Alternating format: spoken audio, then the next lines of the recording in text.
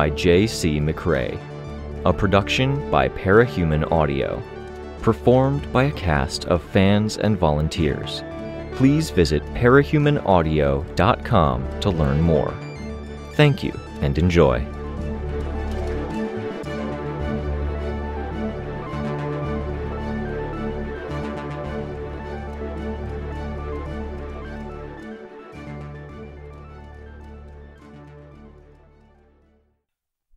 Arc 8, Beacon, Chapter 8.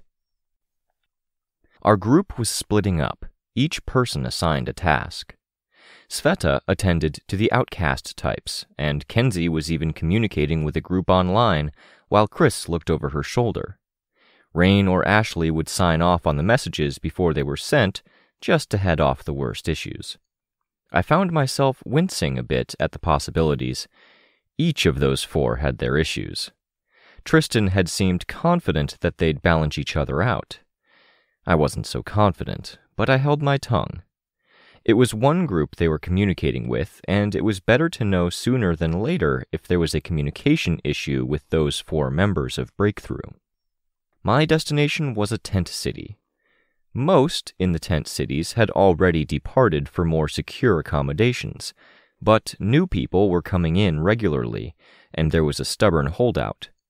As I flew over, I could see the efforts that were being made to patch the problem. Rigid black sheets of insulation were being laid against the sides of tents with yellow fabric. Tents were being moved together and connected, and equipment was being brought in, truckloads of what might have been heaters or furnaces. It was like a game of musical chairs, but the winners moved on to the next room, new people filed in from outside, and the end of the game loomed closer with every passing day. Whoever was in these particular seats come winter was going to have a rough time of it. Tents weren't houses, and this area was going to be as bleak as fuck when the snow and food shortages came full swing. Overhead, the sky was overcast with heavy black clouds, sunlight cracking through. The movement of air through portals was generating the flow to keep the clouds rolling, the cracks appearing and disappearing, casting down slices of light before they closed up again. The landmark I was looking for was a building that looked like a cube. Trucks were parked around it, getting their fuel from large drums. Rather than construction uniforms, the workers were wearing civilian gear, with only vests to mark them as anything different. I dropped out of the sky, landing on the road, where the passage of trucks and feet had worn away the grass. A gap in the clouds overhead provided a gap for the light to shine through, sweeping over the area. Had I seen that light in a movie, I might have imagined it was an alien spacecraft or a rapturing sweeping up people. This, though, it was aimless. The people weren't carried up and away here. I spotted the teen major malfunctions before they spotted me. I took a second to take stock. 2 girls and a boy, ranging from 16 to 18 years of age. The oldest or tallest member of the group was a girl with a dress-like costume that hugged her body, extending all the way to the ground. I'd come across some of the individual pieces of clothing she'd used to put her costume together in my browsing of stores and magazines, and they weren't clothes I would have looked at and thought costume. A dress in charcoal gray that hugged the body and legs down to a taper at the ankles, exploding into a poof of rolling yellow fabric around the feet. She might have bought 2 of the dresses, because the same ruffles had been borrowed from elsewhere to form the voluminous sleeves with their yellow explosions of fabric. Her hands poked through those explosions, clad in black gloves. The dress was worn over a turtleneck, which went with a ski mask that covered eye sockets, nose, ears, and chin. In effect, the fabric covered her from just below her eye level to the ground. Yellow-orange eye makeup, bold slashes of black for the eyebrows, and nicely done black hair completed the look. The guy was the tinker of the group, it looked like, and it was good they had one, given the malfunction part of the group's name.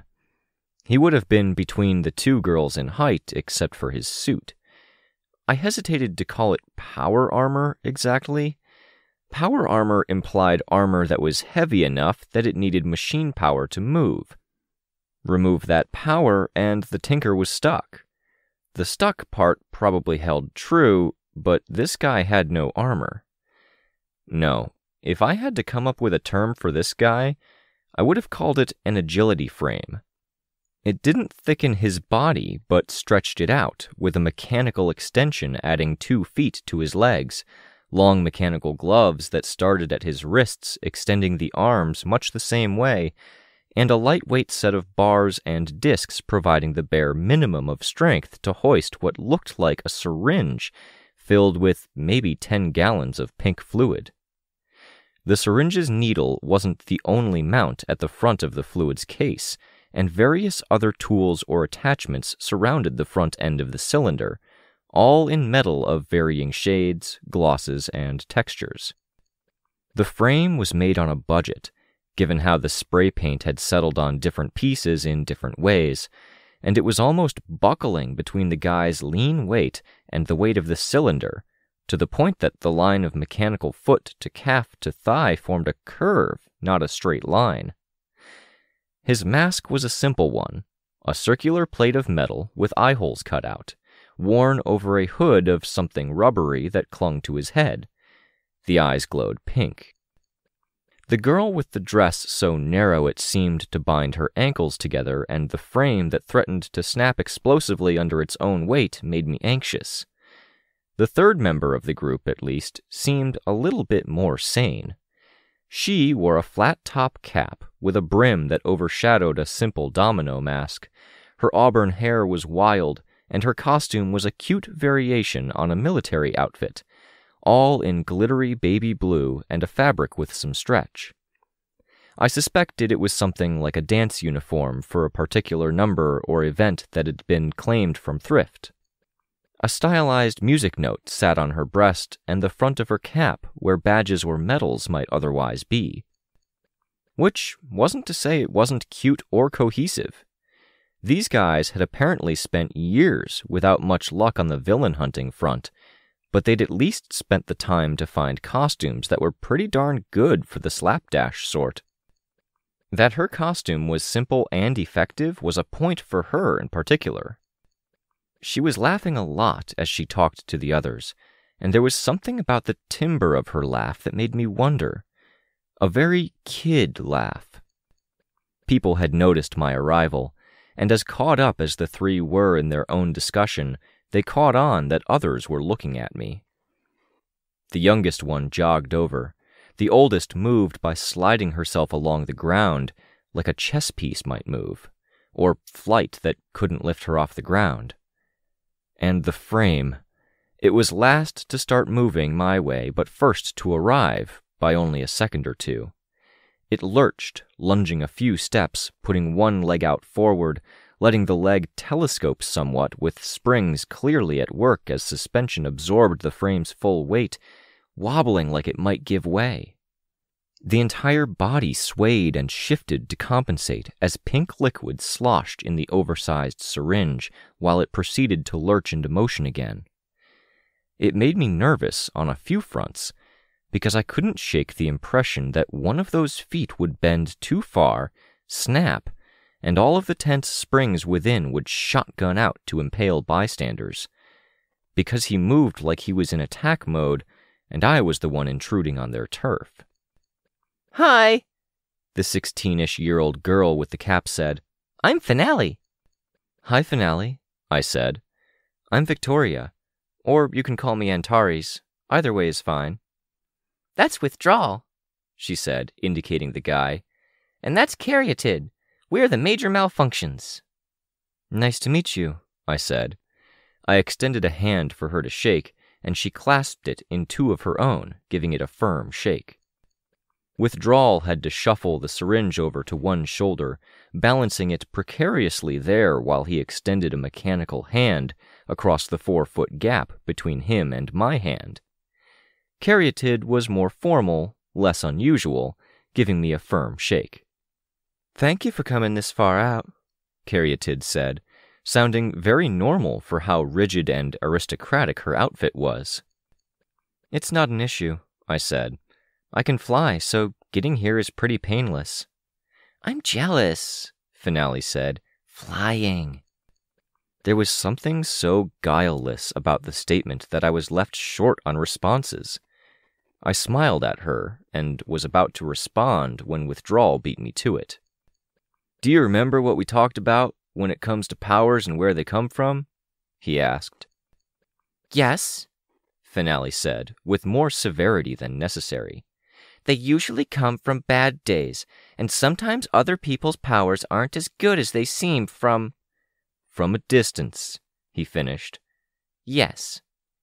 "That's a good thing to keep in mind," I said, smiling.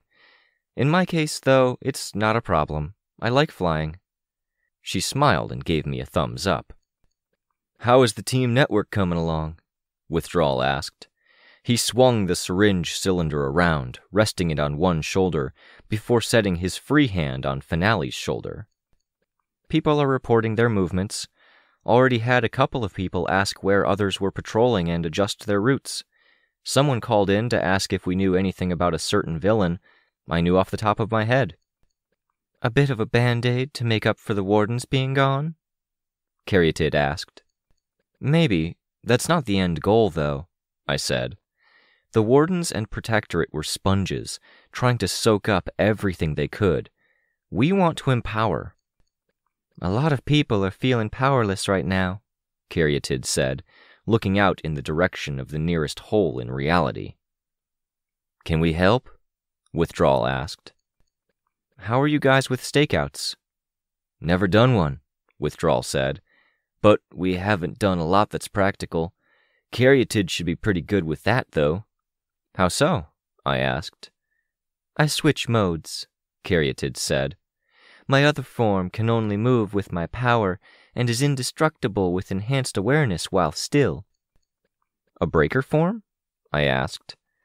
"I don't really keep track of the terms," she said. "I looked online once and it seemed like everyone was a breaker." "Almost everyone is, if you want to be super technical," I said. "But that's power geek talk. If I'm thinking of the same sites you are, it's because the template that was copied for individual cape bios had breaker included in it by accident." Finale turned around, looking up at Withdrawal. He leaned down, murmuring, "I'll explain after." "Can you show me?" I asked Caryatid. She slid a couple of feet to one side, looked around to make sure the coast was clear, and then swept one arm in front of her, bowing slightly. The change was subtle.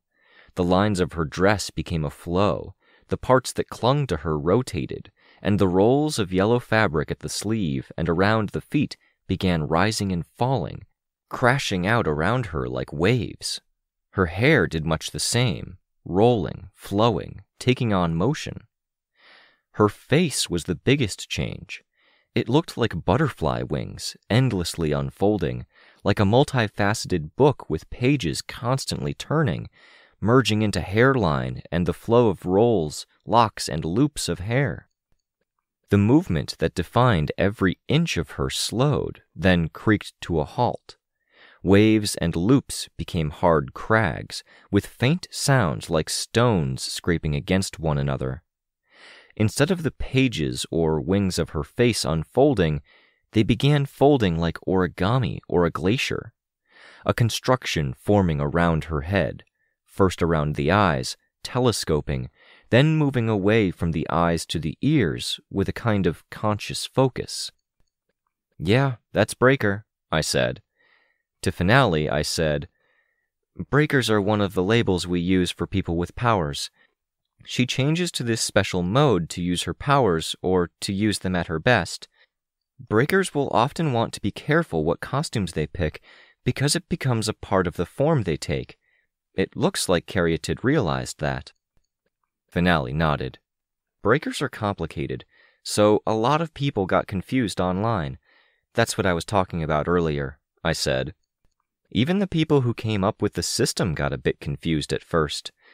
The important thing is that Caryatid seems to have figured it out." "Carrie's smart like that," Finale said. She walked over to Caryatid, stepping on a rigid crag of dress hem to get close enough to give her teammate a one-armed hug. Caryatid's arm moved very slowly, deliberately, with a break in the rigidity and a resumption of motion that rippled out to the rest of her, based on how much she moved her arm. "If you're confused about any of it, I'll explain after," Withdrawal said, again, his voice muffled slightly by his mask. "I think I got it," Finale said with a smile. She gave Caryatid another hug before hopping down. Behind her, her teammate resumed a more mortal form, everything around her relaxing and transitioning to its regular variant. I was secretly glad that my lesson had gotten across okay. I would have felt a bit put out as a power geek if my best attempt at a simple, clear explanation had fallen flat. I thought for a second, then said, "One person doing surveillance might be tough. Do you need to sleep or eat while in that state? Any long-term consequences?" "I don't need to eat like that. I've never tried to stay up all night." Caryatid's voice had a note of surprise and idle interest, like it had never occurred to her. I wasn't sure how it had never occurred to her in 6 years, but this team seemed to have its own wavelength. That was fine. We'd have to adapt to wavelengths. "If you do, be careful," I said. "Go easy on yourself. Test the waters carefully. Sleep is important, and replacing your sleep with your power could leave you feeling mentally off." "I will," she replied. "Thank you for the warning." "It might be best to switch off with your team if you do any long stints." "I'll switch off with Withdrawal," she said. "If there's trouble, Finale has our backs." 100%, Finale said. I pulled out my phone and scrolled. I found the mugshot, for lack of a better word. A grim-looking man with his forehead very clearly divided where the front of it transitioned to the sides of his head. He might have looked like some renditions of a Frankenstein's monster, but he had a mustache with zero whimsy to it, just a brush on the upper lip. "This is the person you'll be keeping an eye on. The people who attacked the stations might be working with him, or they might be looking to force him to do what they want. I'll send you the details along with his schedule. Keep an eye out, discreetly if possible. If there's weird activity around him, pay attention to that. Maybe he's already being watched by someone else. If he sneaks out at night or goes to meet people, we want to know who. Get all the information you can. Pictures, license plates, addresses." "Bit of a problem," Caryatid said. "I can't hold phones or cameras with me. They get chewed up by my form." "We'll figure it out," Withdrawal told her. To me, he said, "We'll do it. You can count on us." The conviction and determination caught me off guard. "This isn't paid work. I want to make sure you know." "I know," he said. "We know. We want to help." "If this works out, then we'll owe you a favor," I said.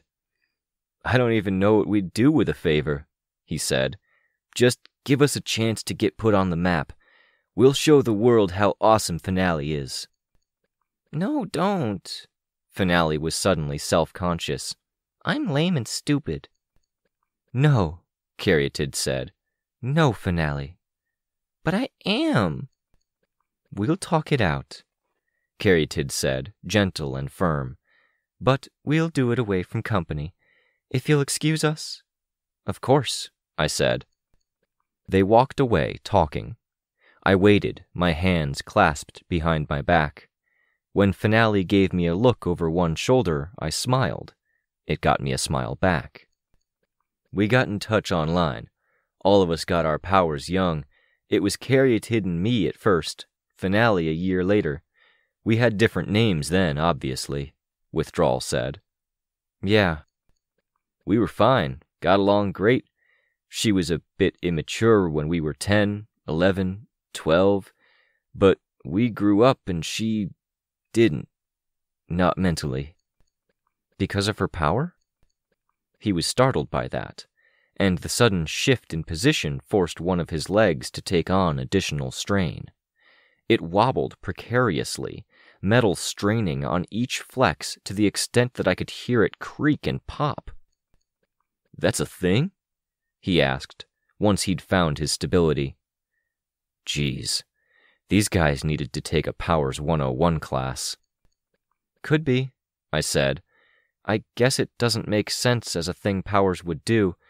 Powers tend to steer clear of the suicidal, the helpless, the invalid, or people who are limited. I wouldn't rule it out 100%, but I wouldn't blame the power either." He nodded. There was a pause, and then he collapsed into a sitting position, the glass cylinder with its fluid resting on the ground, the syringe point stabbing skyward. "Don't scare me like that." "Sorry." "Just a bad roll of the dice," he said, quiet. "I'd take a bullet for either of them. They deserve better than this, but we spent so long doing nothing at all that getting started became more and more huge. We got here and we ended up in the tents, and it let us dip our toes in the water." "Did your powers or side effects act up when you were idle?" I asked. "That's a thing?" "Can be. Not all the time, not even most of the time, despite conventional wisdom. But it comes up." "That explains shit," he said. "Oh, God. Why isn't there a manual or website that walks us through all this?" "There was. It was called the PRT. Couldn't go to them. Carrie lost her brother when she was young. Her family got split up. We were like siblings, us three. We only had each other, really. We'd go from one of our towns to the other to check on family and friends, but we were the only ones who always had each other's backs. We were worried we'd get taken away from home or broken up, like how her family got broken up. They reached out a few times, but..." He stopped there. He shook his head. "I'm sorry it was such a hard road." "The answers mean a lot," he said. "That favor I was supposed to ask of you, I think you did it. Or almost. I have more questions. After we help, maybe you can give us some answers as the favor?" "I can give you some without it being a big favor," I said. "I like talking about powers and figuring this stuff out. But for today, I think, there are things to get squared away. I have other people to talk to, like your group." "Why face-to-face?" "Because there are some things that you can only see face-to-face, like how genuine someone is or if they're interested in the mission." "We're interested," he said, with barely a breath's span between my statement ending and his starting. "I know, yes. And besides that, there's a need to establish a connection. A website that you visit a few times a day to log your activities, an email exchange, they're things that are hard to keep up with after the novelty wears off. Someone who you see face-to-face, it's harder to ignore them." "Establishing trust," he said.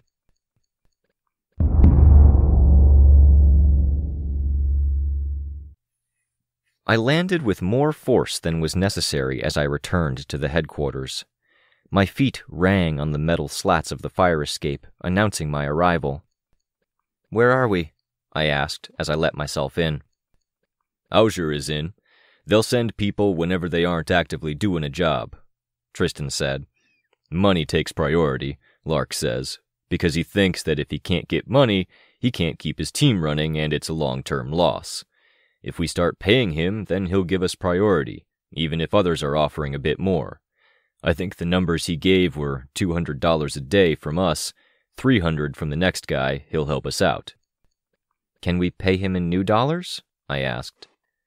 "Trading dollars." I scowled. Then I blinked, looking at Tristan. "I thought it was Byron's turn." I was angsty. I begged. "I owe him time later now. He thinks this is important. We were talking about money.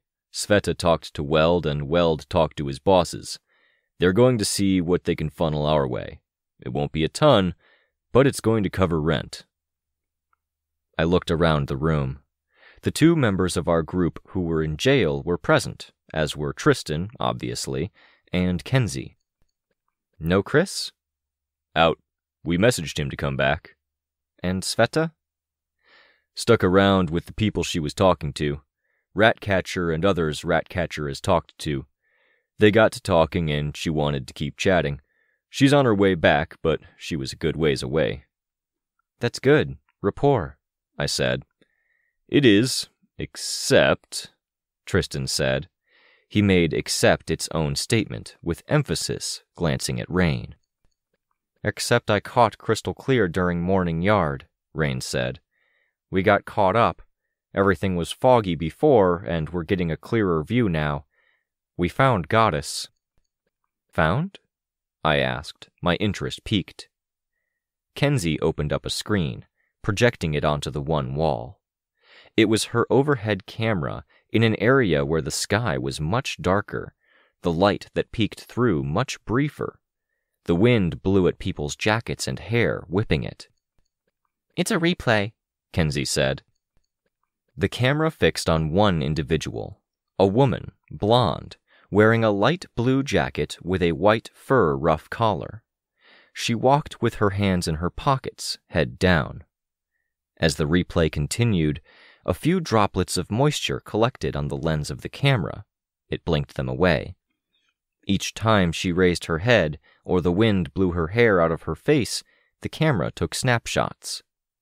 The various shots of the woman's face appeared off to the side, organized into rows and columns by some system I didn't recognize. Crystal Clear is in the prison undercover, Rein said. Once I confirmed I knew you, he talked to his superiors, and they reached out to us, one subset of the wardens. They're letting us know, but we're not supposed to tell the other teams we're working with, Tristan said. The scene continued, the woman entering a store. The scene skipped ahead to when she was making her exit, now with a bag in hand. Why lead a mundane life when you're that powerful? Tristan asked. The camera zoomed in on the bag, shifting through vision modes. Each shift suggested something about the outlines of what was in the bag. Food, it looked like. Regular Earth Gimel groceries.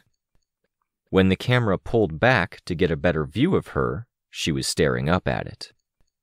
Goodbye, Kenzie said. The hand that was holding the groceries twitched, fingers going from a curled position to straight out. The image shattered, all glitches, artifacts, violent flickering, and the brief audio of a clatter.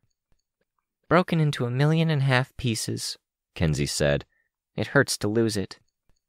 She knows we're looking at her? I asked. She doesn't care, Ashley said. She doesn't, Rein said. Foresight and the wardens have been keeping tabs on major players. They knew she was interested in the prison. She didn't make any secrets about it. Her underlings have been ringing in regularly.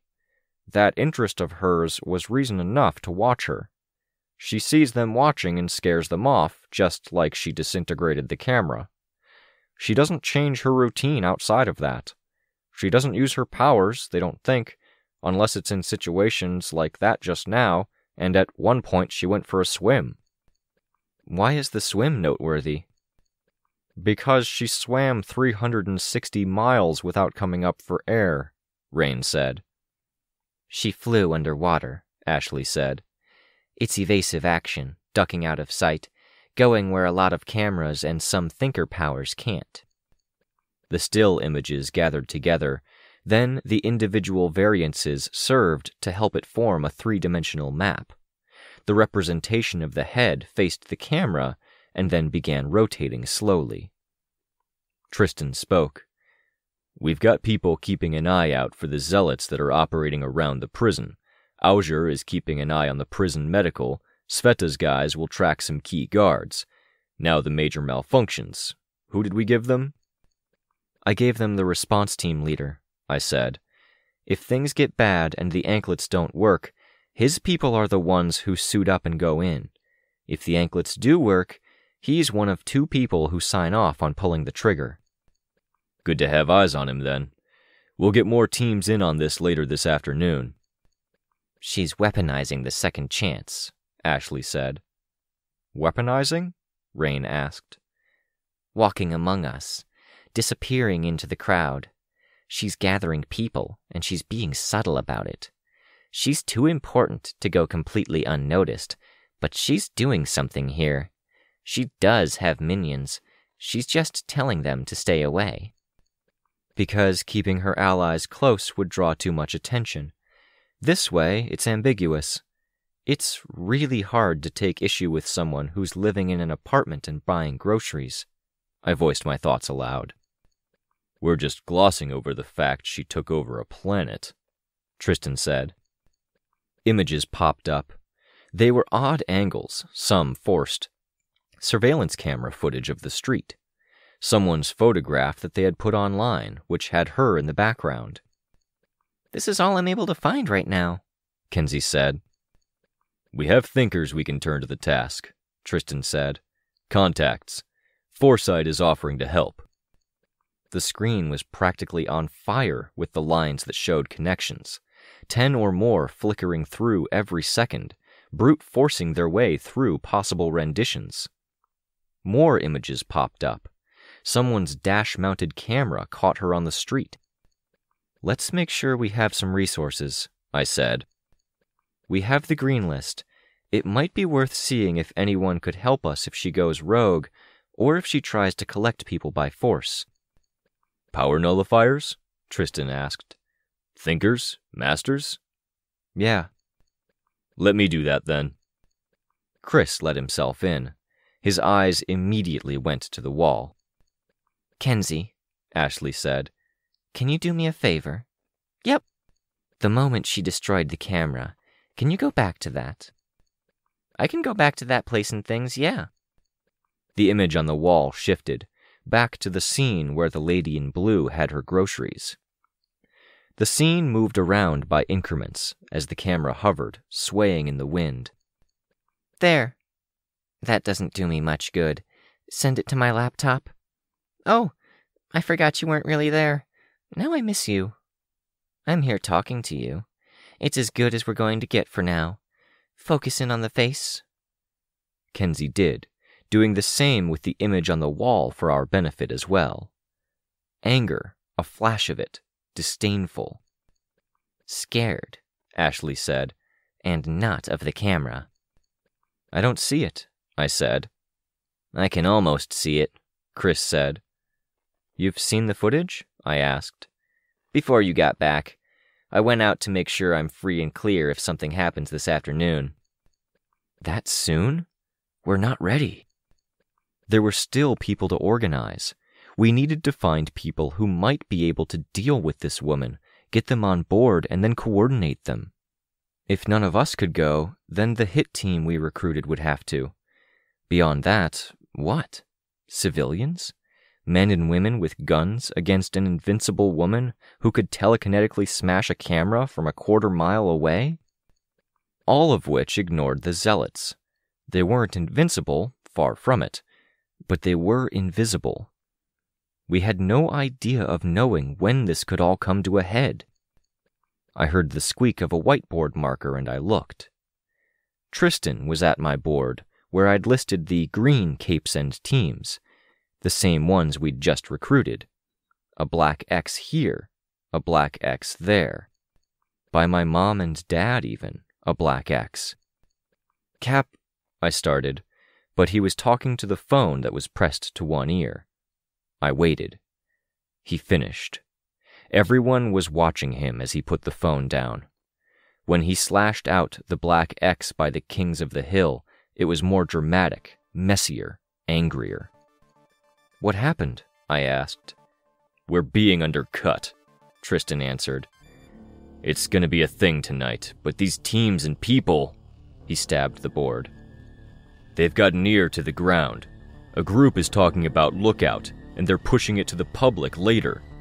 They don't want to deal with us until we get this handled."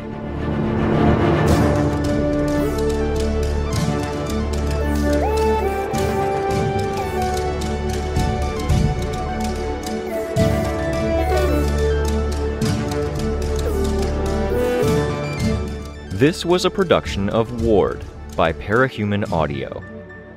Ward and the Parahuman stories are written and owned by J.C. McCrae. You can find the original text and support the author at parahumans.net. For more of the Ward audiobook, as well as other community works, please visit parahumanaudio.com. Music for this chapter was by Evan Witt. Find out more at wittynotes.com. Editing by SamuraiBuko. Narration by Robert Rein Ramsay. Find more of their work at our website. Thank you for listening.